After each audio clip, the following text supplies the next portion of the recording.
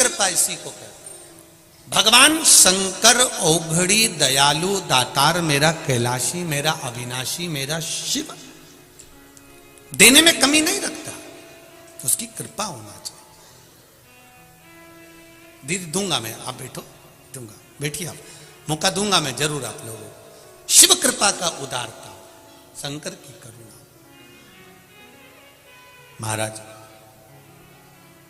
चंद्रदेव को काया का रोग हो गया, देवऋषि नारद ने कह दिया शिवलिंग का निर्माण करो, शंकर भगवान की पूजन करो।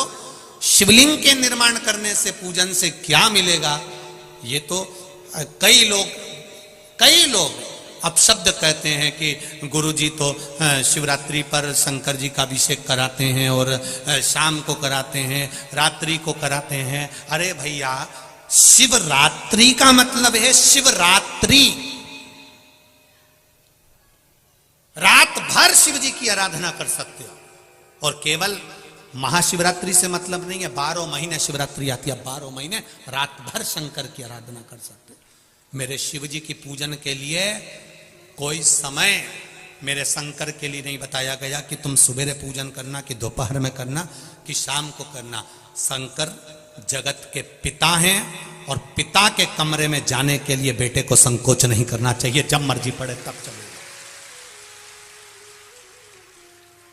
तुम्हारा मन करे जब भगवान भोलेनाथ के पास जाओ, तुम्हारा मन करे तब शिव के पास जाओ।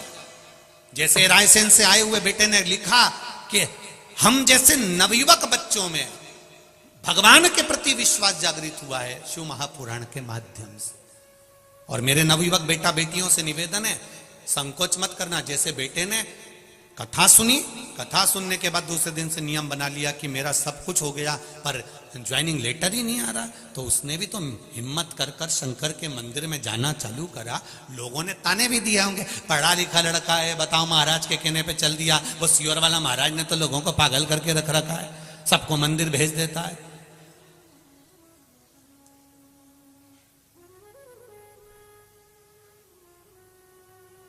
तो उसमें दिक्कत क्या है मंदिर जाने में? शिव मंदिर जाने में तकलीफ क्या है? सियोर वाले महाराज ने ये तो नहीं कहा आप लोगों से कि हमारे यहाँ आओ। सियोर वाला महाराज तो एक बात जरूर कहता है, कहीं मत जाओ पर शिव के द्वार जरूर जाओ, शंकर के द्वार जाइए, शिव की उदारता जरूर पाइए। आज आप लाखों की संख्या में आए हुए हो, तीसरा दिन है कथा का, बाउंड्री के बाहर लोग खड़े हुए हैं, जहां देखो वहां, जहां मौका मिल रहा है वहां पर बैठकर कथा सुन रहे हो। ये आपकी दृढ़ विश्वास, दृढ़ता, भरोसा ही तो है जो आपको यहां तक लेकर आया है। जब आप इतने विश्वास से यहां पर आए हो तो उस विश्वास का फल मेरा भी तो विश्वनाथ देगा ही देगा, खाली तो नहीं छोड़ेगा। अगर विश्वास लेकर आए हो तो विश्वास का फल तो मिलेगा, प्राप्त तो होगा आपको, ऐसा तो नहीं कि नहीं देगा वो। कृपा की न होती जो आदत तुम्हारी, तो सूनी रहती अदालत तुम्हारी। जो गरीबों के दिल में जगह तुम न पाते, तो किस दिल में होती इबादत तुम्हारी। आज अगर शिव की कृपा हुई है तो आपका विश्वास भी तो जागा है, भरोसा भी तो जागा है। दृढ़ता रखकर सुनिए। चंद्रदेव को काया का रोग हो गया, शिवलिंग का निर्माण करा, देवऋषि नारद के कहने पर करा। कम से कम शंकर भगवान की भक्ति तो करी, स्मरण तो करा, नाम जाप तो करा। और जब मंत्र जाप में डूब गए, जब मंत्र स्मरण में डूब गए, मंत्र जाप में डूब गए, नाम जाप में डूब गए, तब भक्ति का बल तो बढ़ा। भक्ति का बल तो बड़ा है ना महाराज।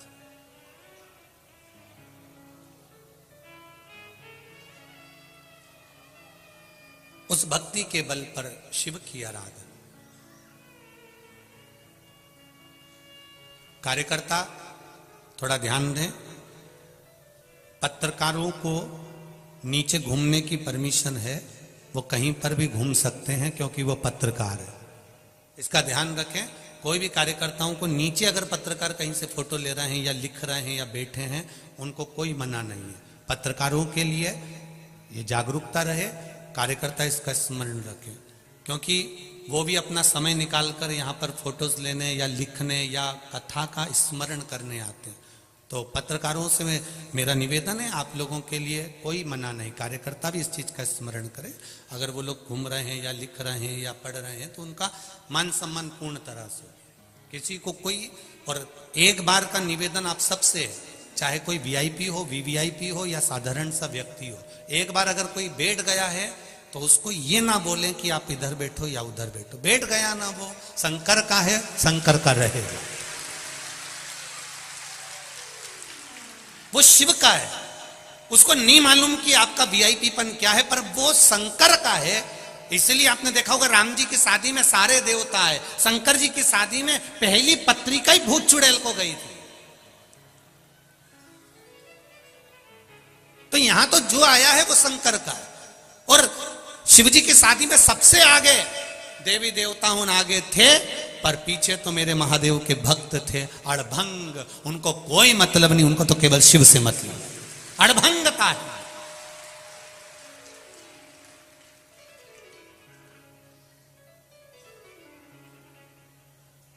हमारा ये मना नहीं है, हमारे लिए वीवीआईपी वीआईपी और आप सब एक जैसे हो। हमारे लिए उसके लाखों दीवाने बड़े से बड़े उसके चरणों में कंकड़ माटी से पड़े, उसके लिए सब बराबर।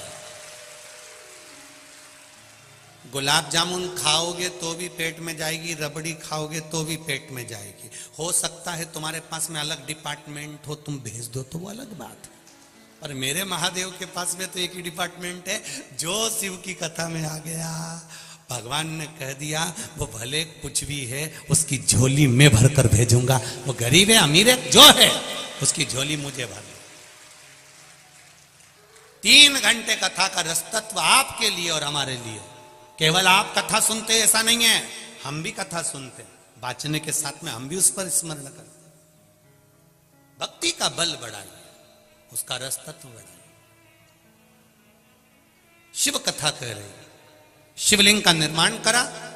वो निर्माण करने के बाद में शंकर भगवान के शिवलिंग के निर्माण का जो आनंद था वो चंद्रदेव ने पा लिया और काया के रोग से मुक्त हो गए। काया के रोग से मुक्त। एक बात और आपसे कहेंगे, उतारिएगा। जिसके शरीर में सफेद चमड़ी पड़ने लगती है, चर्म रोग हो जाता है, या चेहरे पर आंख के पास में पूरा कालापन आ जाता है, उसको हमेशा याद रखना है, लाल चंदन का लेपन पीपल के पत्ते पर करिए। काय पर करना है? पीपल के पत्ते पर लाल चंदन का लेपन करिए। लेपन कर कर सोमवार की अष्टमी के दिन उसको लेपन कर कर वापिस निकाल कर शंकर भगवान पर उसका धीरे धीरे त्रिपुंड बनाकर लेपन करना प्रारंभ करिए। जब आप त्रिपुंड बनाकर लेपन करना प्रारंभ करें, उसके बाद उस चंदन को जो सोमवार की अष्टमी है तब निकाल कर लिया है और निकाल कर लाकर उसको डब्बी में रख लें। उस चंदन का प्रयोग चर्म रोग के स्थान पर थोड़ी थोड़ी मात्रा में करना प्रारंभ करें, पानी के साथ मिलाकर। परंतु उस चंदन को केवल 6 से 7 दिन में प्रयोग करिएगा, ज्यादा नहीं। धीरे धीरे चमड़ी, परंतु उसको सोमवार की अष्टमी के दिन सिद्ध कर कर बनाना है। उसको सोमवार की अष्टमी के दिन चढ़ाना है श्री शिवाय नमस्तुभ्यम या ओम नमः शिवाय या पंचाक्षर मंत्र या महामृत्युंजय मंत्र, जो आपको आता हो, शिव जी का जो नाम आपको याद हो उसको बोलकर चढ़ा दो। उसको लिया, फिर उसको अपने शरीर पर लगाना प्रारंभ करो। उसका फल आपको 15 दिन के अंदर धीरे धीरे धीरे धीरे प्राप्त होना प्रारंभ हो। लाल चंदन का प्रयोग शिव जी के लिए अवश्य। दूसरा, जब विषम परिस्थिति आ जाए, ऐसा लग रहा है कि आपने पशुपति व्रत कर लिया, सोमवार की अष्टमी का प्रयोग कर लिया, मैंने शंकर जी की आराधना कर ली, तो भी विषम परिस्थिति चल रही है, अभी तक कोई सुधार आने को तैयार नहीं है, तब शंकर जी के मंदिर में जब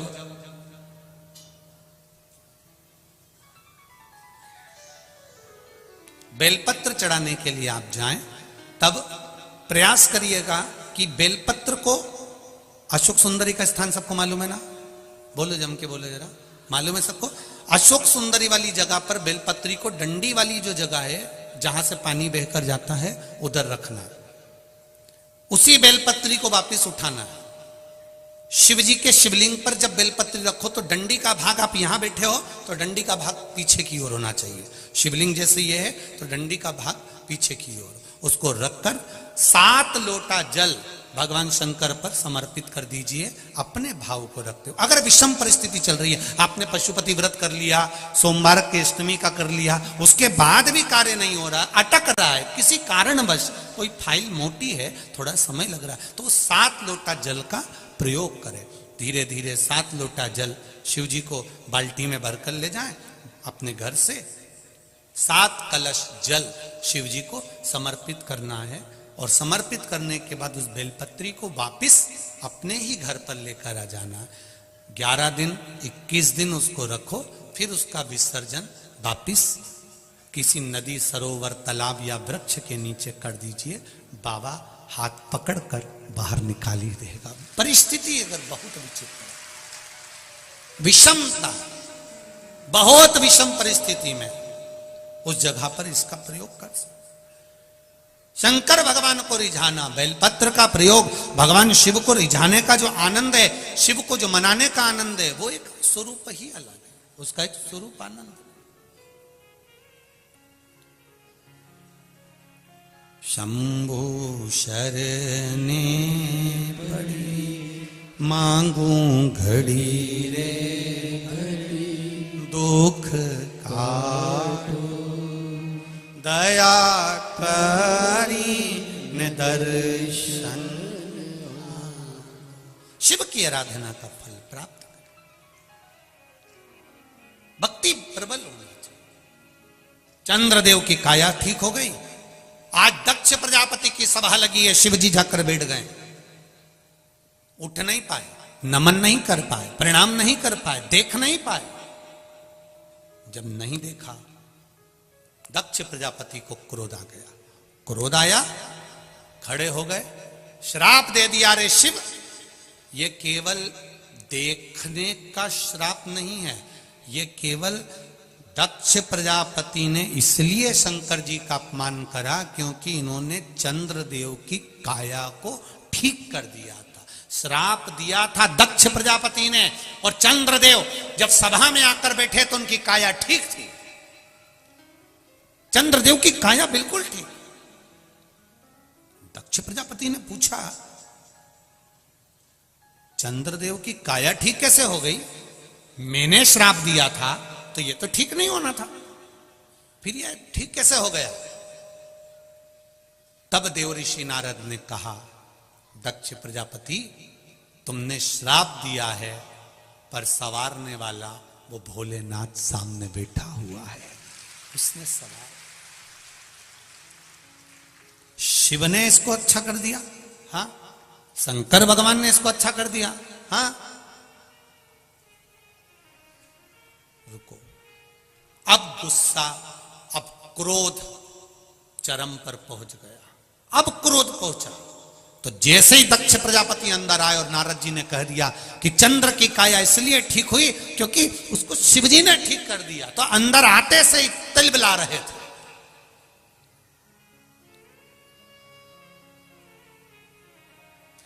एक बहुत अच्छी बात ध्यान में रखिएगा जरा, कानपुर वालों, एक बात का स्मरण अपने पास में रखिएगा, कभी भी कच्चे कान के मत रहना।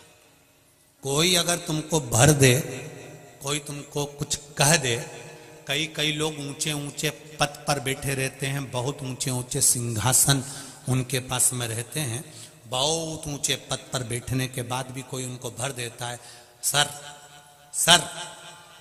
इस व्यक्ति ने तुम्हारे लिए ऐसा किया था, सर की बुद्धि में वो बैठ गई, अब सर उससे बदला लेकर तुरंत ट्रांसफर कर दी है।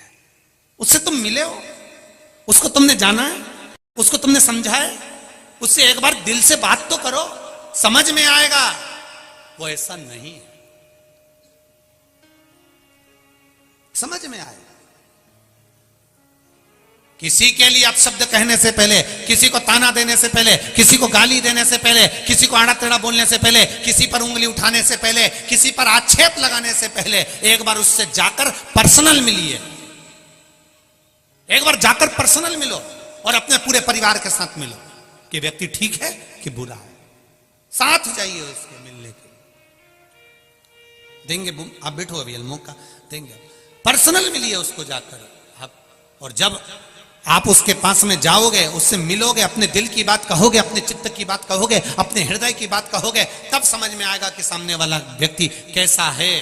मेरा बहू सास की निंदा करती है अपने मायके में जाकर, तो मायके वालों से निवेदन है, सास को बुरा मत मानना, पहले मायके से ससुराल जाओ, बात करो।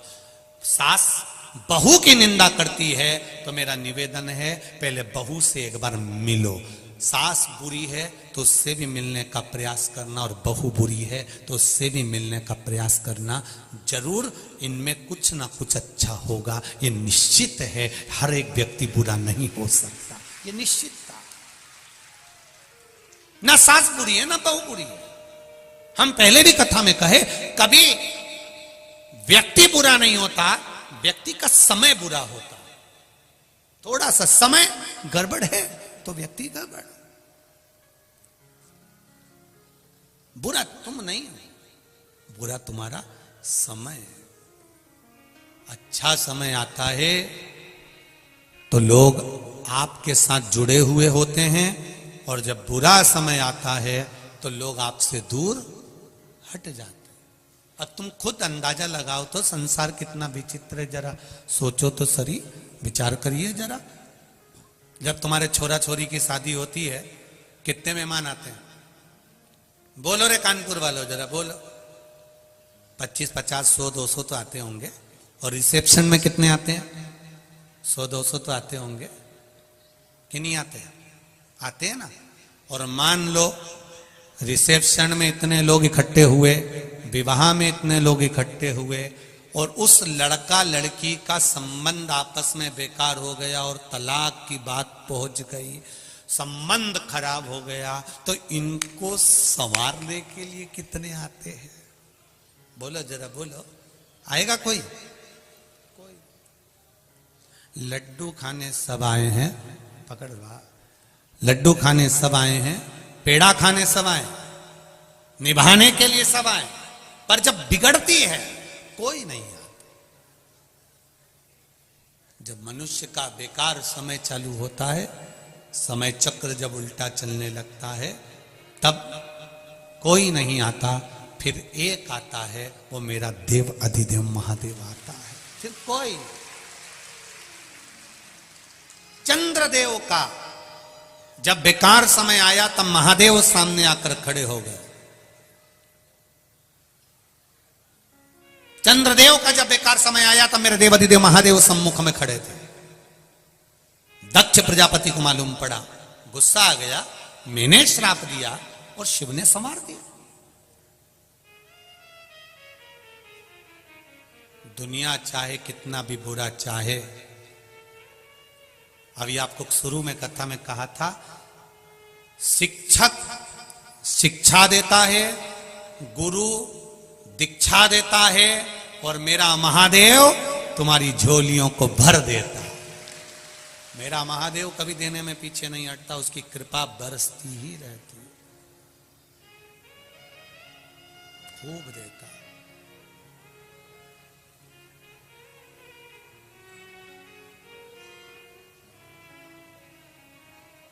वो देने में पीछे नहीं हटता महाराज। में करेंगे और अपने हृदय की बात बाबा देवाधिदेव महादेव से कहेंगे। बाबा भक्ति और शक्ति का आनंद प्रदान करे। भाव से अपनी जगह पर बैठकर सब प्रेम से बोलिए, श्री शिवाय नमस्तु, श्री शिवाय नमस्तु, श्री शिवाय नमस्तु, श्री शिवाय नमस्तुभ्यं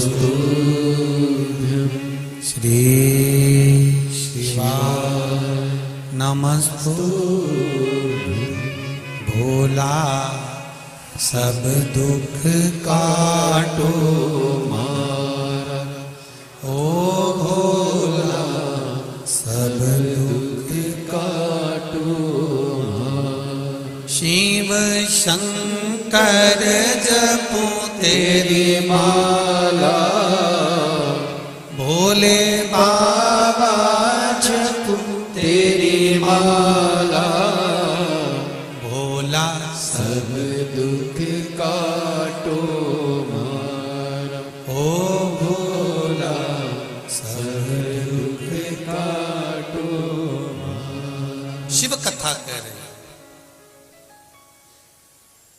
आप लोग सोचते होंगे गुरुजी सबको बिठाकर श्री शिवाय नमस्तुभ्यम क्यों बुलवाते हैं। आपको पहले भी कथा में कहा, किसी पोहे की दुकान वाले को देखना, पोहा जो रखता है ना वो ऐसे ही नहीं रखता, गरम पानी के भगोने के ऊपर रखता। क्यों? बोलो बोलो जरा जम के बोलो। पोहा गरम बना रहा। आप लोगों को बैठकर भजन करने का, श्री शिवाय नमस्तुभ्यम बोलने का इसलिए कहते हैं जिससे आप बैठकर जब मंत्र का जाप करोगे तो ये निश्चित है आपके जीवन में भी वो बल मिलेगा कि आपका परमात्मा का संबंध जुड़ जाएगा। ये निश्चितता, थोड़ा आनंद की अनुभूति। शिव सुने आपकी बात, बाबा स्वीकार करे आपकी बात, इसलिए बैठकर श्री शिवाय। और ऐसा नहीं नमस्तुभ्यम ये 5 बार बोलने के बाद अपने हृदय की बात भी बोलना है आपको बाबा को। इसलिए हम सबकी तरफ से एक साथ बोल देते हैं, भोला सब दुख जरा जम के बोलो, भोला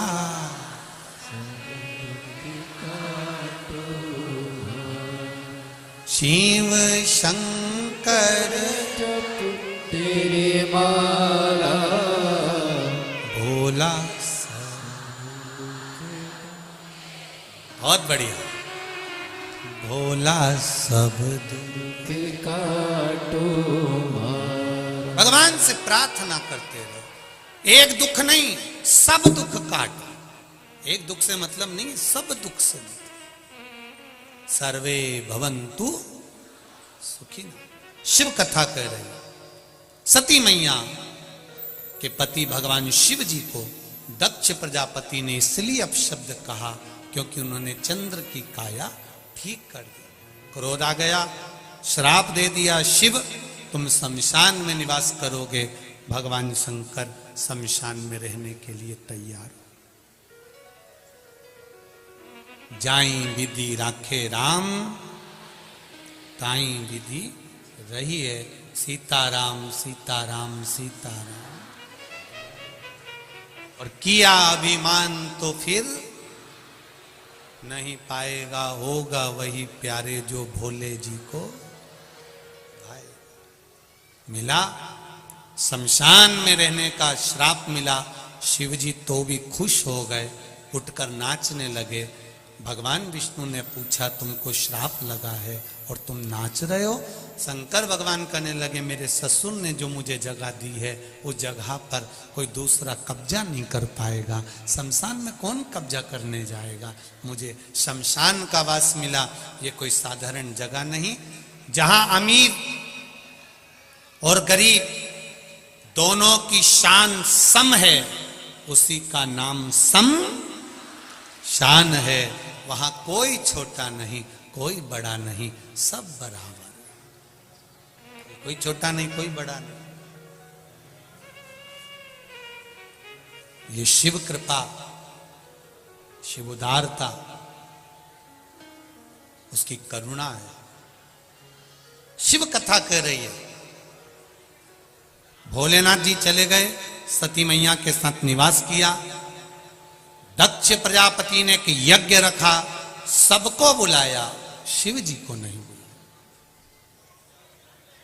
कोई पत्र नहीं गया, कोई बुलावा नहीं गया, नहीं गया पत्र और बुलावा। सती मैया के मन में भाव जागृत हो गया कि मुझे जाना है, अपने पिता के घर में यज्ञ है और इतना विशाल यज्ञ है, उसमें मुझे पहुंचना है।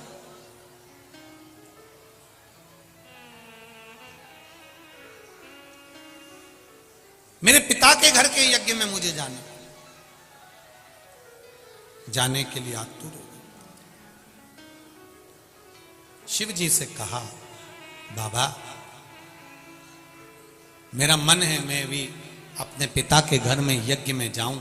शिव जी ने समझाया, सुनो सती, तुम्हारे पिताजी ने सबको बुलाया है पर मुझे नहीं, इसलिए जाकर क्या करोगी, यहीं पर श्रेष्ठता है सती, आप रुको यहीं पर, आप यहीं।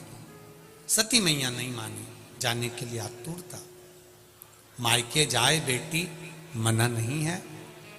बेटियां अपने मायके जाएं, अपने पापा मम्मी के घर जाएं, मना नहीं। अपने पिताजी के यहाँ, अपनी माताजी के यहाँ जाए, मना नहीं है। पर उस जगह पर ना जाए जिस जगह पर सम्मान अपने पति का ना। अगर अपने पति के लिए अब शब्द बोला जा रहा है, आड़ा टेढ़ा कहा जा रहा है, तो वहां जाने की कोई श्रेष्ठता नहीं है। वहां जाकर फिर करोगे क्या,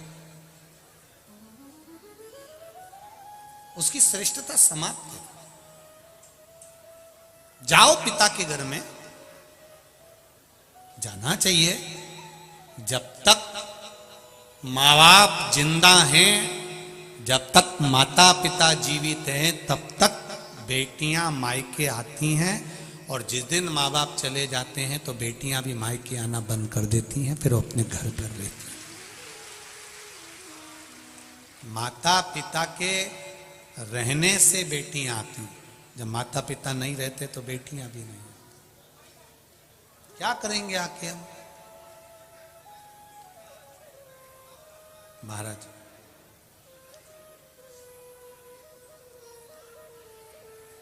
शिव कथा कह रही है, शिव महापुराण की कथा कह रही है। सती मैया ने जिद पकड़ ली, गई, जाकर देखा तो सबका स्थान था, पर अपने पति का कोई स्थान नहीं था। जल नैनों से बह रहे थे, क्रोध आ गया था। सती मैया ने कहा, पिताजी सबको बुलाया पर मेरे पति का स्थान नहीं है। क्रोध की अग्नि में आकर सती मैया यज्ञ के कुंड में कूद गई। शिव महापुराण की कथा यहाँ एक बात कहती है, कोई धार्मिक आयोजन हो, यज्ञ अनुष्ठान हो, घर में कोई अच्छा कार्य हो रहा हो, तो बढ़ चढ़कर हिस्सा लो, उसमें अड़चन उत्पन्न मत करो। सती मैया ने गलती कर दी, वो गलती अपने को नहीं करना है। माता सती ने एक गलती करी कि यज्ञ की कुंड में कूद गई सती माता, और यज्ञ के कुंड में कूदी, भगवान शंकर को क्रोध आया, दक्ष प्रजापति का सिर कट गया, अग्नि में गिर गया। सती मैया को देखा तो शिव जी की आंख में जल था। री सती, तुझे अगर मरना ही था, प्राण त्यागना ही थे, तो तू ये यज्ञ की अग्नि में क्यों कूदी।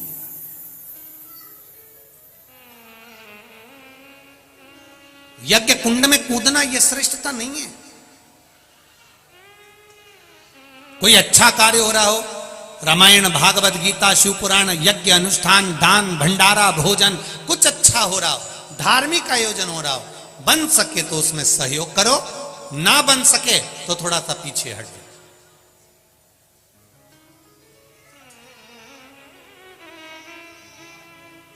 अच्छे कार्य में अपने हाथ को आगे बढ़ाओ, पर अच्छे कार्य में अपनी पांव मत अड़ाओ, अपनी टांग मत अड़ाओ। शिव कथा कह रही है, भगवान शंकर का गुणगान कर रही। सती मैया जलकर भस्म हो गई। शिव जी ने कहा, सती तू यज्ञ की अग्नि में कूद कर अपने प्राणों को त्यागी है, इसलिए मैं तुझे कहता हूं सती, तू कोयल की योनि पाएगी। और जब 2 अधिक होंगे, 2 आषाढ़ पड़ेंगे, अधिक मास में जब 2 आषाढ़ पड़ेंगे, तब तू मेरा पूजन अर्चना करेगी, और पूजन अर्चना करेगी तब उस योनि से छूटेगी। हमारे यहाँ पर आषाढ़ के 2 अधिक पड़ते हैं, तब हम उसको कोकिला अधिक मास कहते हैं। जिस समय पर माता सती ने कोयल की योनि पाने के बाद में शिव जी का भजन पूजन अर्चना किया, अर्चना करते करते सती मैया कोयल की योनि में थी। 2 आषाढ़ पड़ने पर, 2 अधिक मास पड़ने पर, अधिक मास में 2 आषाढ़ पड़े, तब उन्होंने शिव अर्चना में अपना मन लगाया। कोयल बनकर अपनी चोंच में पानी भरती थी, पंख पर पानी लगाती थी और शिव जी पर जाकर झड़ा देती थी। शिव नाम का गुणगान करती थी कोयल की योनि में भी। कोयल की योनि पाने पर भी शिव नाम का गुणगान करती। बहुत ध्यान दीजिएगा, आज अगर संसार सागर में शिव महापुराण की कथा मिल रही है, आज आस्था चैनल के माध्यम से, फेसबुक के माध्यम से, यूट्यूब के माध्यम से, और अपन कानपुर की इस पावन धरा पर कल्याणपुर में बैठकर कथा सुन रहे हैं, तो समझ लेना हमारी ना जाने कितनी योनियां सुधर गई होंगी, तब जाकर हमें ये शिव पुराण की कथा, तब जाकर हमारे जीवन में शिव तत्व प्राप्त हुआ है, शंकर का अनुमोदन हुआ है, शिव महापुराण मिली है सहजता से। शिव कथा कह रहे, भगवान शंकर का संवाद कराए, आनंदमय लीला कर रही है। कोयल की योनि से माता सती छूट गई, हिमालय राज की कन्या पार्वती के नाम से विख्यात हो गई। जन्म लिया, देवऋषि नारद ने उनका जन्म वर्णन कर दिया कि इसको तो दुख मिलेगा, पति नग्न वेशधारी मिलेगा, मृग चर्म लपेटने वाला, भस्म रमाने वाला, जटाजूट बांधने वाला। तब देवऋषि नारद ने कहा ऐसा पति मिलेगा। तब माता मैनावती ने कहा मैं बेटी का विवाह नहीं करूंगी। हिमालय राज ने भी कह दिया ऐसे घर में बेटी क्या दे। आज आप सबसे एक ही निवेदन करना चाहेंगे हम कि बहुत बड़ा पेट्रोल पंप देखकर, या बहुत बड़ा गाड़ी बंगला देखकर, या बहुत जागीर देखकर बेटी को नहीं बिहाना। बेटी को ये देखकर बिहाना कि लड़का सही हो, कोई गलत व्यसन में ना डूबा हुआ हो, जो आपकी बेटी का आदर कर सके, बेटी का सम्मान कर सके, बेटी का आदर और सम्मानजनक शब्दों से संबोधन कर सके। वरना बेटी अगर जाकर अच्छे बहुत पैसे वालों के यहाँ दे दो और बेटी को रोना पड़े, तो वो फिर कन्यादान का कोई महत्व नहीं है। उस कन्यादान की कोई महत्वता नहीं है। उस बेटी को सुख रहना चाहिए, और वाणी का सुख मूल हो। पार्वती जी का विवाह शिव जी के साथ पक्का हो गया। भगवान देवाधिदेव महादेव माता पार्वती जी के साथ में मंगल विवाह करते हैं। सुंदर शिव जी की बारात आ रही है, पार्वती मैया पधार रही हैं शिव जी के साथ में। जोरदार ताली बजाकर स्वागत करें भगवान देवाधिदेव माता पार्वती जी का। भाव भक्ति के साथ आज कथा का तृतीय दिवस विराम की ओर ले रहा है। जोरदार ताली बजाकर स्वागत करिए शिव पार्वती जी का। माता पार्वती जी भगवान शंकर के गले में जयमाला दे रही हैं। जोरदार ताली बजाकर स्वागत करिए। अब भगवान शंकर माता पार्वती जी के गले में जयमाला दे रहे हैं।